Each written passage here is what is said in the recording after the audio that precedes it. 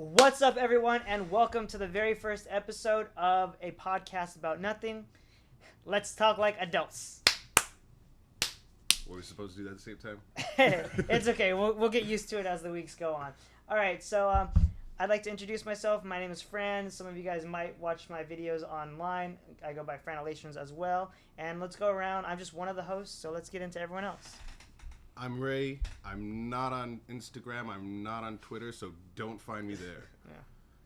My name is Jay Meeks, and I'm just a nigga with an opinion. The name is Darius, aka Monkey Business. I am gonna be producing this thing, kind of checking the sound, but Swag. I got no stare in my headphone. Yeah, turn my snare up, Darius, while you're at it. All right, so basically to give you guys an idea, we're each going to have our own topics that we're going to pass along with each other and kind of conversate about. So let's go ahead and get right into it. I'll start with mine if you guys don't mind. So my topic for you guys today is I'm a big fan of comic books, and I love the comic book movies. But do you guys think it's better when directors kind of stick to the source material and just don't change much about it? Or do you like it when they kind of have their own liberties and change the storyline so that viewers have maybe their own opinion of this product as itself? The way I've always viewed comic book movies is the same way that I'm pretty sure the Marvel world and DC worlds hold. You know, there's a whole bunch of different series of X-Men.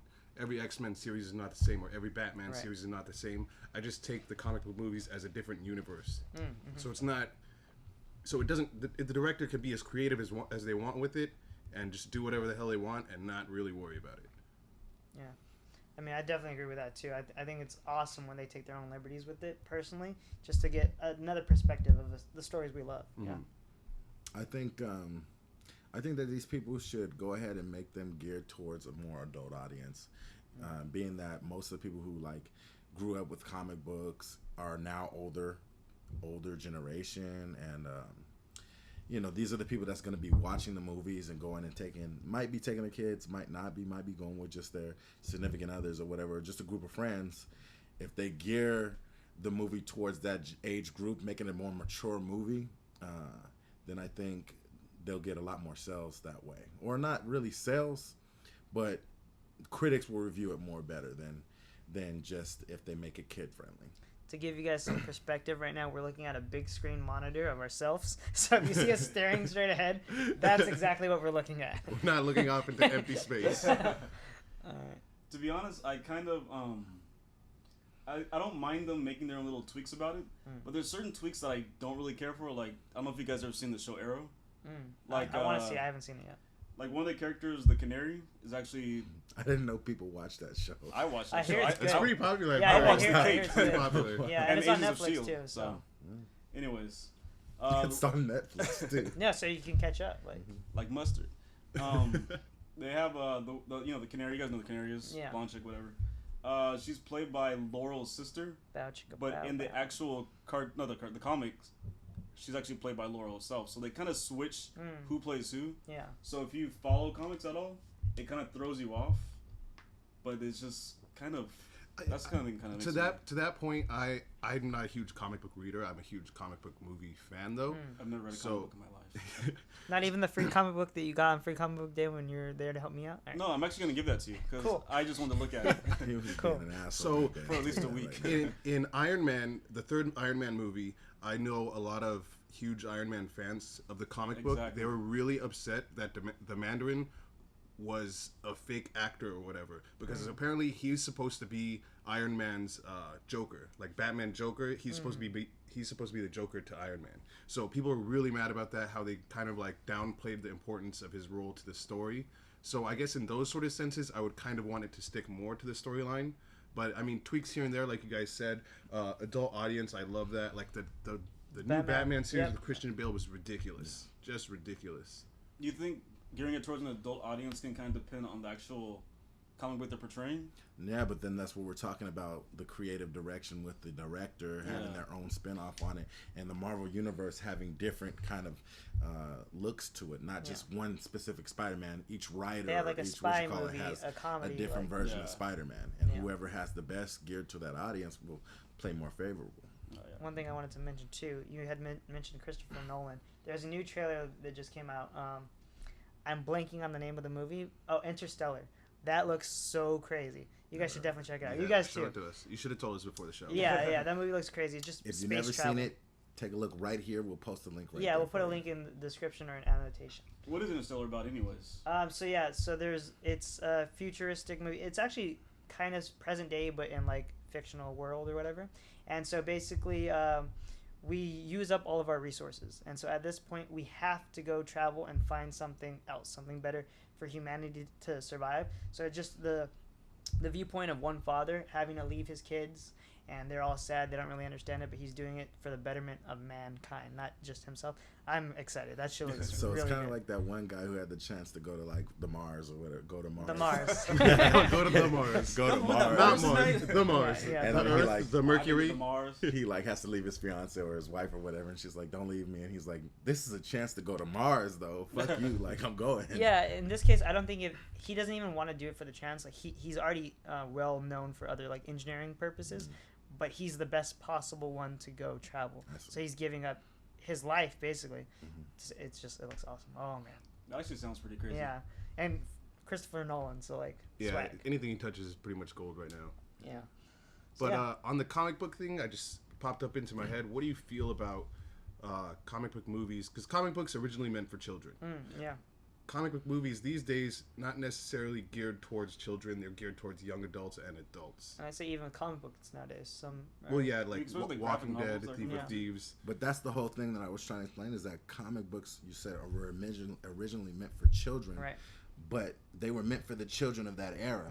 And now these children of that era are growing up. Yeah. And they're trying to still gear it towards that target audience. I understand why they do that, but like at the same time, Like all these like children's shows usually have comic books now. So Okay. I think the gaps are definitely being filled, and I'm pretty sure a lot of the comic books, like they're writing it for both. You know, there's kid humor and there's more adult themes. I just know there's like Batman TV shows, Justice League TV shows, like cartoons. Yeah. And then when the kids go see those shows, and then they kind of want to see the movies, their parents are kind of like, I don't know if I should take them to this. It's kind of not geared towards them. Like, I think it's being lost in translation because the fact that I feel, I could be wrong, comic book. Might be.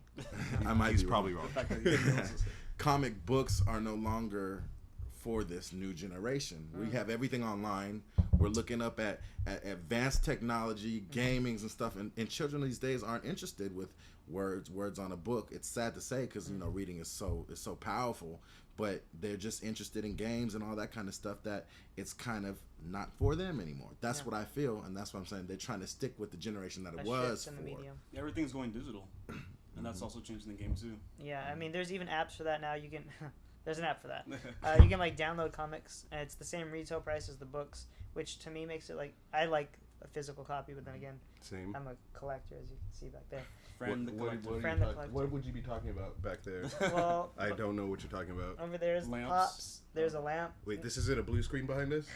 Nintendo systems, N64, original Nintendo Wii, Skylanders, Star Wars toys, shoes. I collect stuff, things. He Things. collects things. Thing. I've Movies. never actually really read comic books in my life, so I could be wrong. The only comic book probably I've wrong. actually, I mean, they still got the manga, say. however Yeah. you want to pronounce You it. watched That's whatchamacallit, right?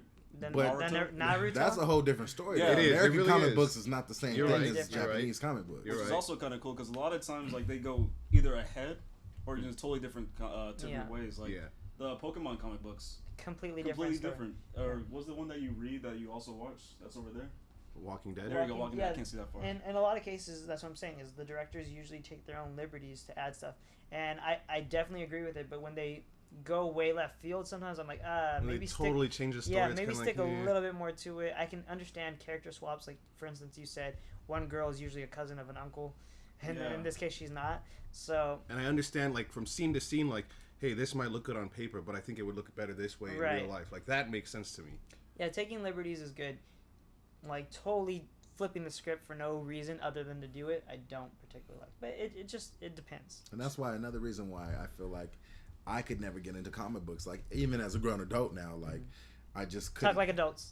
talk like adults. Even as a grown adult now, I just couldn't even get back into reading a comic book because I wouldn't know one, where to start, and two, like I wouldn't be able to take the time out to read all these different fucking storylines that they got out there right now. Yeah. That's why, as a kid, I did read a little bit of Japanese anime, manga, and all that.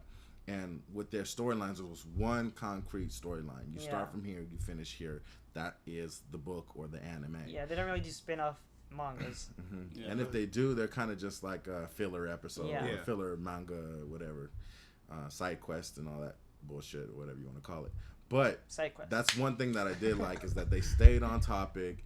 You could read it from start to beginning, and it's all one thing. Start to beginning? Yeah, not start to finish.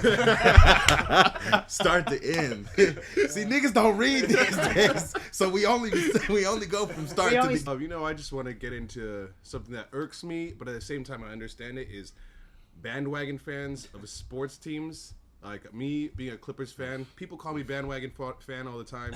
I've been a Clippers fan since like 2001, 2002. Yes, I've been struggling, and like now that my team's actually doing good, I got people calling me out like, "Oh, you only like them because they're good." I'm like, "Oh wow, really?" He has been a Clipper fan. Yeah. I was one of the people like, "Why are you a Clipper fan, bro? Like, come on, Lakers. Los Angeles is a Laker town. It's a Dodger town." It is a Dodger town too. It is both Laker and Dodger town. This is not an Anaheim Angel or Los Angeles Angels of Anaheim town. This is not a Clipper town. But with respect to him, he has been a fan for the longest time. So I know this fool is not a bandwagoner. I got respect for that. Now that we got that out of the way, the thing about bandwagon fans and like, I understand why people are bandwagon fans. Nobody wants to like something that sucks. Like you're not gonna like the ugliest girl in class. You're gonna like the hottest girl in class, right? I don't know. I mean, if she can hook it up right then. That's debatable. But, like, I just want to get you guys' opinions on how you feel about them coming to your team or them leaving your team, like you guys are Lakers fans, leaving the Lakers to become a Clippers fan, or, like, in the last series, they became OKC fans because they didn't want the Clippers to win. Here's what I feel about them leaving my team, like Lakers. If they're going over to leave the Lakers to go to the Clippers, then I didn't want them as a Laker fan to begin with. That's the whole thing. If you're going to be a Laker fan, you're going to be a Laker fan from the ups and downs. If you're going to be any fan of any sports team, you're going to be there for the ups and the downs. And for me, is what I'm concerned, that goes with everything. If you're going to rap, if you're going to have a favorite rap artist, that rap artist is going to be your fan from start to beginning. You know, that's if you're like a true fan. Because talk like adults. Talk like adults. From start to finish. Is there a reason why I'm getting that wrong? No, you said it right that time. From start to finish. So that's just my input on that. Like, if they want to go off and go join the Clippers bandwagon, so be it. I'm not missing them. Like, I don't think anyone else in the Laker fans are going to miss them either. What do you think? I mean, I think it's okay to like another team as long as it doesn't become your team. You know what I mean? Mm-hmm. Like, Lakers, that's my team. Yep. I support the Clippers because they're an exciting team to watch. And they're from LA. They're from LA. Okay. I like OKC. They're exciting to watch. I like Golden State. Seems like all California teams. Yeah. But including OKC is not California. Oh yeah. And Indiana, good team to watch. But my number one team will always be the Lakers. Yeah. So something like that can't make me like a bandwagon type fan. It's just that's just someone being a fan of the sport. Yeah. And if you like the Lakers, you might like other teams, but your team is the Lakers. I mean, in that situation, I get what you're saying, but I kind of don't agree with you. If you want to be a fan of another player, yeah, go be a fan of another player. You could say you like Stephen Curry, but you can't say that you like the Golden State Warriors. You could say you like Kevin Durant, but not the Oklahoma City Thunder. Like, to me, you can't support two different teams. You can support different players because obviously, say if Kobe left the Lakers, you'd still be a Kobe fan no matter where he went. Yeah, but there's a difference between enjoying the sport and like looking at the team play and watching them play and liking it, than actually repping a jersey or whatever. Like, if I see him, he's a Laker fan. He, like he says, he likes to watch the Clippers. He likes to watch OKC. If I see him in an OKC jersey, then it's game over. Like, it's like, why are you wearing that? Game over. I think it's definitely like okay to support more than one team. First of all, I'm not gonna talk about sports except for this one topic. I don't watch sports. Like, I know you guys sports don't get along. I know you guys like do the fantasy leagues and stuff. So of course you're gonna watch other teams in order to like check your team and stuff like that. So for that I do. But I don't watch sports. So what I'm gonna talk about is brands, right? So I know a lot of people throw out the term hype beast, and it's kind of like bandwagoning when you think about it. They're jumping onto this new hot brand and stuff like that. And I have no problem with that for the most part. If people want to do them, they do them. However, I don't see how it really like affects other people. I know a lot of people throw that term around, kind of like bandwagoning or whatever. But I know with me personally, I stick to brands. I know like Bape I've been sticking with. It's been dead. Surprisingly. Yeah, like still like all these years, like prices go up, whatever it is. You bought those catalogs a lot back in the day. Yeah, I had all the catalogs. Like backpacks and lampposts. Yeah, those backpacks things are pretty cool. All the catalogs until like 2012. But yeah, basically, I don't think to each their own. I don't think bandwagoning would actually affect anyone else. But sports. There's a difference between what Fran is trying to say, though. I'll let you go in just a few seconds. Not now. Thanks. Talk like adults. Jay's talking like adults. No, there's a difference between what Fran is trying to say between the fashion and liking different types of brands and stuff like that than bandwagons. Because on one end, a bandwagoner is someone who says, I rep Los Angeles Lakers. They are my team to the day I die. I don't like nobody else, blah, blah, blah. And then the year that the Lakers do bad, they'd be like, fuck the Lakers. Or the year that the Clippers do good, they're like, oh, I've been repping Clippers since I was born. That's a band. That's the one thing I don't like, though. Yeah. Like when... If you're a bandwagon fan, like I said, I understand why people are bandwagon fans, but don't come in here acting like, oh, I've been a fan of them for this long. Exactly. I've been a fan of them for this long. So I guess I do have a bandwagon topic to talk about. So I started watching the Lakers because I like the Kobe shoes. No joke. The only time I watched a game with Fran, he was sitting there. He was like, ooh, he's got the Grinches on. Yeah. So like I started watching for the shoes. Once they started doing bad, then I got like depressed. The Lakers, this is, and so I stopped watching sports in general. Like, that's not bandwagon. Because I didn't go to something else. Although I was only interested. Bandwagon is if you're literally on this talk show right now and trying to say I love the Lakers, like I am a biggest Laker fan. You are for real up front with everybody. You kept it 100. I was watching I'm for the not shoes. A Laker fan. I'm watching it for the shoes. I was watching for the shoes, but there was excitement when they won. Yeah. So it's not like you're trying to claim something you're not. So you're not a bandwagon. Bandwagon is someone who tries to claim that they've repped this team for so long when they really haven't. And that's the thing. Going back to what you were saying with brands, going back what you were saying with brands and fashion. Yes, everybody's gonna walk what's fashion and at that time or whatever. But if you say, oh, Poppy? I love Bape and Bape is dope, like I'm always gonna rep them and like they're like the dopest brand, and then like 2 months later you're like fuck Bape, or like they come up with garbage and this brand is better, like who rocks Bape? That's kind of like a bandwagon, like just going back from on what you said in the beginning. Sweat. Yeah, as long as you're not like, oh yeah, I love Supreme, I've been rocking it since '94. Nobody's been rocking Supreme since '94. Except for the people that have. So yeah. All right. Did we cover bandwagoning? Bandwagon, yeah. And then also, I like to say Bran is a bandwagoner because he has Bandwagon. He has to, Game of Thrones reference. Elton He has to I got it. A bandwagoner. A bandwagoner. Bandwagon. Yeah. Okay. Actually, real quick, should we explain the whole thing? What this is all behind? Like, yeah. So the title itself, Talk Like Adults, slap. Okay. Damn. So me, Darius, and Jay went to Six Flags, and Darius's phone fell off of a roller coaster for the first time. This was years ago. For the first time. Yeah, he actually did the same thing this year. Twice. Now, when he did it the first time, Jay, being the good friend that he is, went to go help him. Like, look, although Darius actually hopped the fence, which is illegal, and we're admitting this on camera, hopped the fence at Six Flags to go get it. Now, I mean, he told me, he was like, yeah, if you go over there and get your phone yourself, we're gonna call security, escort you out. I'm thinking like, well, I need my phone. Right? Like, fuck it, I'm not gonna come back here. And they try to tell us like, oh, we'll go get it for you, but you gotta wait till the park closes, and we got to do our cleanup, and it's gonna be like 12, 1 o'clock. And we're like, that ain't happening. Yeah, the place is actually like, an hour and a half from where we are, yeah. so there's no way. And he's gonna escort me out like I'm leaving anyways. Right. Like, so Darius hops the fence, climbs over, he gets his phone, and right away there's walkie-talkie security like talking to each other or whatever. He's walking back to the entrance, and as he's doing this, for whatever the reason, security thought Jay did it. Well, they saw for whatever the reason. I don't know what the reason is. They saw me, Jay, and another person, the person that we're with, just walking back. And we saw security like looking around. I'm gonna pause you right here. They saw a black guy jumping the fence. They saw me, another black guy, and they just assumed that it was me that did it. But like size, like that doesn't make sense. There was no. I know exactly. They weren't even taking into consideration the idea of size. Yeah. All they were taking like into consideration that they were just two black guys. One black guy hopped the Let's fence. go back to the root of the problem. If you climbed on a fence, what would have happened to the fence? The fence might have broke. So, But this was many many moons ago. You're right. When I was 180 pounds, so yeah. You're right. I'm not 180 pounds. All right, so they saw the three of us walking. We decided, let's split up. We hit different ways. We meet up at the front. No, we did not decide. Let's split up. Stop doing that to me. I thought we split up. I said Darius the dude ran away said, from Jay. He got on his walkie-talkie and he was like, "I got him." And I was like, "What? They got who?"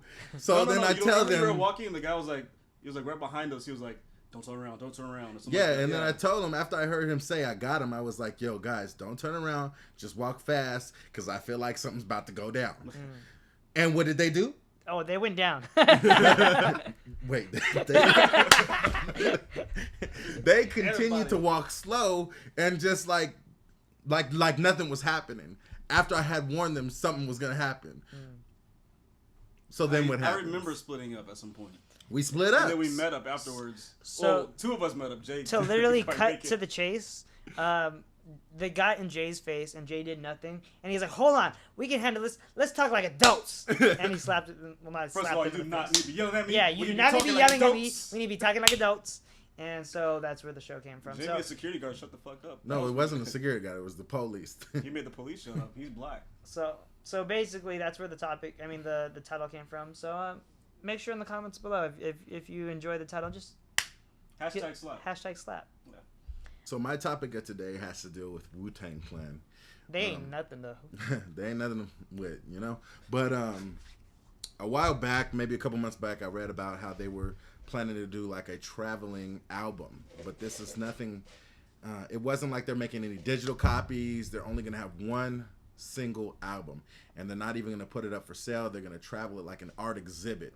So the reasoning what I read about is that they were trying to do this to kind of change the culture of the music industry, the rap industry in general, because people were always like digitally dripping their music, stealing it and all that kind of stuff. So it's kind of killing the game, so to say.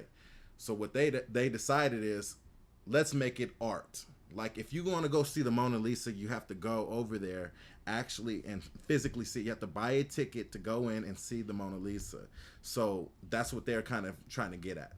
If you want to hear this album, we're not going to make any digital copies. We're not going to do anything from it. It's going to be this only one album out in the world. And you have to come to the art exhibit, the music art exhibit, to go ahead and hear this album. For me, I think it's a crazy idea. I think it's like real cool, like in terms of like just doing something different in the way that the rap or the music industry is right now. It's kind of like Beyonce. Everybody's giving out like major promotions into their albums, you know, pumping up. But Beyonce decided to do it different. Boom. Said, fuck it, I'm just gonna just release it like that. Kind of like shaking the game up, doing something different. So that's what Wu-Tang is like. Fuck it, this shit is like terrible right now. What can we do to make it different? We're gonna come out with one album, and you have to pay to see it like an exhibit. We're gonna go on a tour. It's kind of like a tour itself. So my question is, do you think that this is something that's gonna happen, that's gonna be changing the game, and might lead for other people to do that in the future? Is it something viable? Obviously, we know somebody's gonna go in there with a camera or a cell phone and take a video recording of it. But I mean, people could take pictures of the Mona Lisa. It's not exactly. It's not exactly, Ray. It's like the same. It's not the same quality, not everything. So, what do you guys feel about that? I think it's kind of cool. It's kind of taking it back to like back in the day. Like, remember when you had tapes and radio? Mm-hmm. How when you heard a song, like, oh, I gotta record it. Well, this is one of the DJ time, talks over it. Yeah. This is like the one chance, like if they have like an exhibit type thing, you have to record the actual audio and the video. That way you get to keep it and hear it again. Yeah. And you still got that kind of low quality because the tape recordings, they kind of sucked. And this is going to be, it's kind of like the novelty of it. I like that idea. It kind of takes it back to that, so. That's a whole nother perspective I didn't even think about. I didn't think about it either. For me, I was thinking the whole point was for it to not be that way, so that they can, will kind of shun against the people recording. Of course, they're going to say no cameras, no cell phones, like that, kind of stuff like that.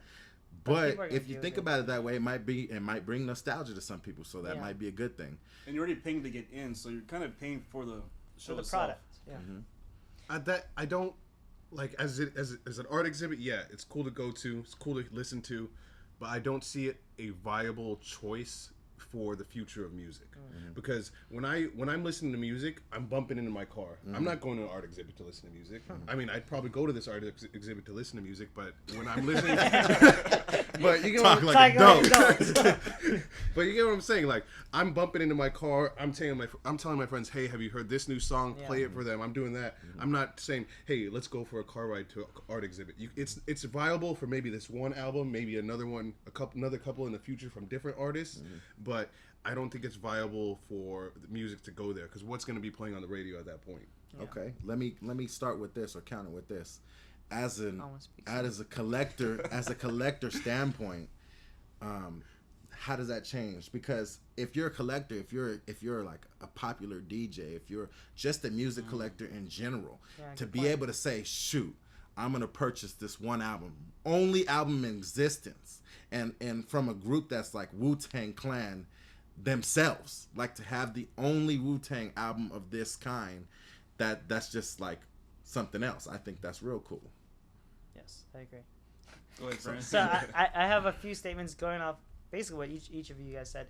First off, I was going to use the Beyonce thing as an example. I think in general the medium is definitely shifting with internet purchases, and even iTunes right now is apparently doing not so good with their digital sales for whatever the reason. So even just like how the CDs switched to iTunes and now iTunes isn't doing well, things are changing constantly. So you got to do something to spark attention. So I do like how one for me. One here, please. Not Blue Moon, the IPA. No, give me some of that orange wine punch though, please. And so so Beyonce did that to spark it, and I like the idea of going to this art show type event. You get to meet other fans of the music that you like, and I do like what he said, the experience of it being grainy, because right now that's kind of the problem, is music sounds perfect, which it really doesn't. It's flawed, but because there's computers to engineer it, and you're sitting in front of the computer editing all your music to make it perfect, it changes a lot of the effect of the music. So I think that's a problem. And yeah, that's all my viewpoints on it. I do think in general it's a good idea that they're doing this. However, like you said, viableness, I don't think it will be viable. I think everyone needs their own little like gimmick, if you will, in order to sell their album. I'm sure others will try to do it, and it might work, it might not, but to just copy someone's formula, it might not work for you because of whatever. There's always more variables than that. You can't just copy someone's format and expect it to work. I think the cool thing about it is it makes you look a little bit different. Like how Kanye did the whole, his album cover was just tape. Yeah, just plain. Like, in general, I do think everyone should try to do, new things to expand the genre of music in general. So yeah.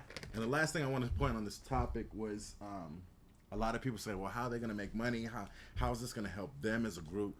Well, right now they're actually doing an auction, like I said, for collectors, big-time collectors, big names and people that are actually music fans of music and actually collect albums and stuff like that. As far as I looked, the last time it was like going for $7 million. That's just one album. Wow. I mean, but how does a new art, like, if it switches to that medium of like, if that's how you have to hear an album, how does a new artist break into the industry? Yeah, but the whole thing is they have one album. Of course, the art, they can't stop what the person who's going to win the auction does. Yeah, so the person who wins the auction, most likely will get copied. Leaked, unless they're really a true collector, then it'll probably get leaked afterwards. So then that's when you get that, all the fans get to have it. Based on your statement of that $7 million, I think that's cool, because basically, like, how much do people expect to sell when they actually put out a record? So this is literally adding up to the same thing as the sales that they might get. You know what I mean? Like, I think that's pretty cool. Like, from a business standpoint, they probably saw what would happen to it. And yeah, I mean, that's real cool. It's a different way of releasing it. They still get the same type of funding back. They don't have to pay for the mass production. They don't have to pay for the distribution. That's that's true. That's swag. Wow. In a lot of ways, it's very like. Although they're not making money off of the people burning it or whatnot, but they're still making just that the one sale. Yeah. But so it's all profit. For an established artist, it makes sense. Yeah. New artists can't do it. If every artist does it this way, it won't work. As an art form, which music is an art. Like, as an art form, they're displaying it a different way. They're instead of looking at it from the right side, you're looking at it from the left side. Like, it's changing it up. I think it's a great idea. I would go to it. I'm pretty sure a lot of people who are Wu-Tang Clan fans would go to it. Friends. But like I said, it's not a viable option for the future of music.